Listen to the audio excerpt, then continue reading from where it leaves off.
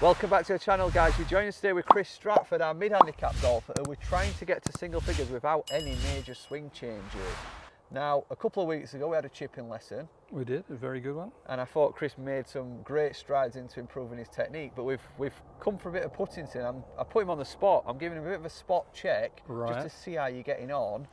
And what I might do is give you a couple of tips if anything's slipping. Okay. So it's not going to be a full lesson, but if anything's slipping, I'm just going to help you, brush them up. I'd have to say I probably haven't done as much homework as I should with the, the weather we've just had recently has been absolutely abysmal. So there we are, yeah. And the dog ate my homework. But we'll try.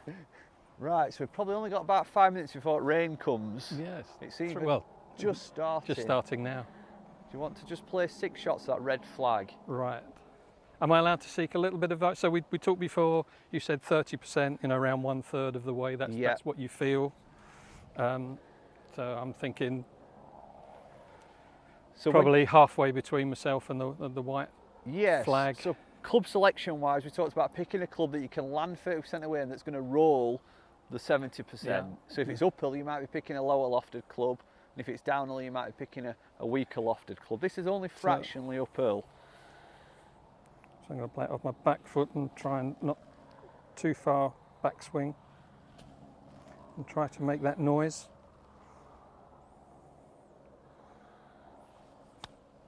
And that's just dreadful. Well, that was a shocking flick. I think, I'm going to be honest with you, I think it was a little bit long in that stroke. Right. And you open the face a little bit. So we talked about set up to it, feeling as though you're almost hooding the face in so it stays square to the ball. Yeah.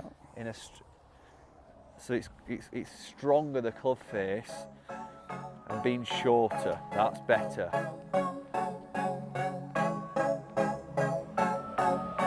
That's the one. Bingo. Nearly.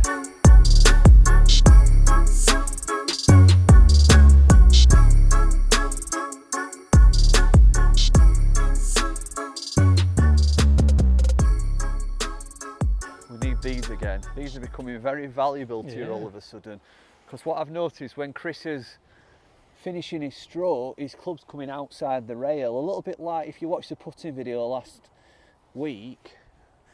You just show us your stroke without a club there, without a ball, sorry. So I've just observed, and that's actually better. But can he do that in motion? Let's put the ball there and freeze at the end of your stroke. I mean, I'm obviously hoping that you do. I don't want you to get this wrong, but I've noticed that the club's coming outside the line, so you're kind of pushing it. That's better. At least it stayed in the channel. That's what we're looking for. Did that feel like you had to manipulate that? Yeah, I was trying to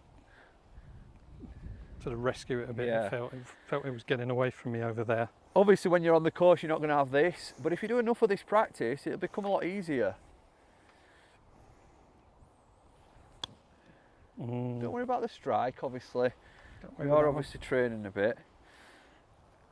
But it's 50 years of bad habits, guys. It's not going to happen overnight, is it? We've got to be realistic. The thing I'm really fighting is just having a shorter backswing is just so hard. I feel as if I've really got to fight to do something to generate the pace. Don't. Just keep the club face square though when you're doing it. Like there. Just keep it square to the ball on the way back. It's like a putting stroke. You don't want to open the club face up. That's good. And it's, we got away with that. That were all right. Is it still going too far over the right rail? It's a lot better. I mean, if you'd have seen it off camera, guys, I wish I'd got the camera rolling. I mean, you was literally, as you were going through, you was out here again. Yeah.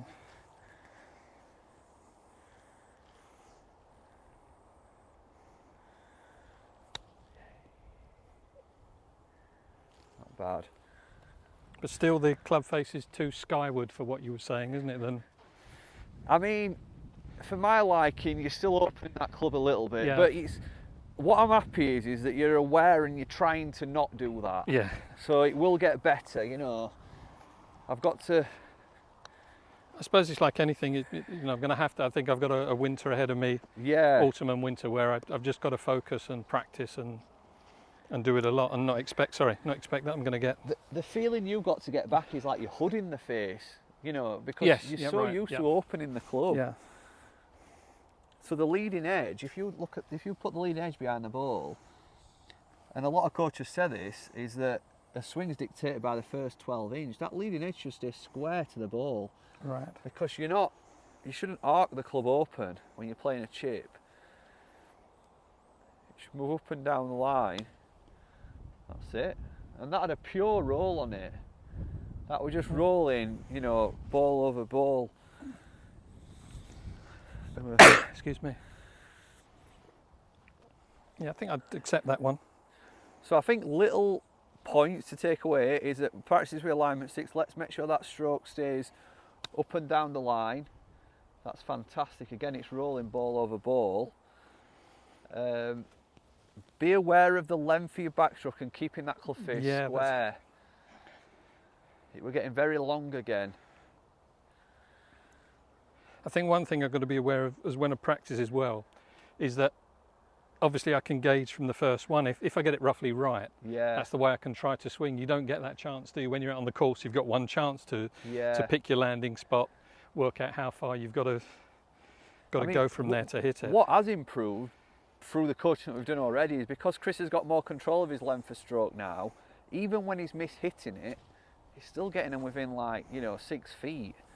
So it's not like before. I mean, if you've seen if you've watched the first video, he didn't get any within 20 feet because his stroke was up by his shoulder. And now, what's pleasing is your stroke now doesn't really go past your knee. Even when I'm saying it's long, it's not long. It's not past your knee. No. It's long before was past your shoulder. Long now is where it's just going probably, you know, to your knee when it doesn't need to be quite at your knee. So you've made some major improvements.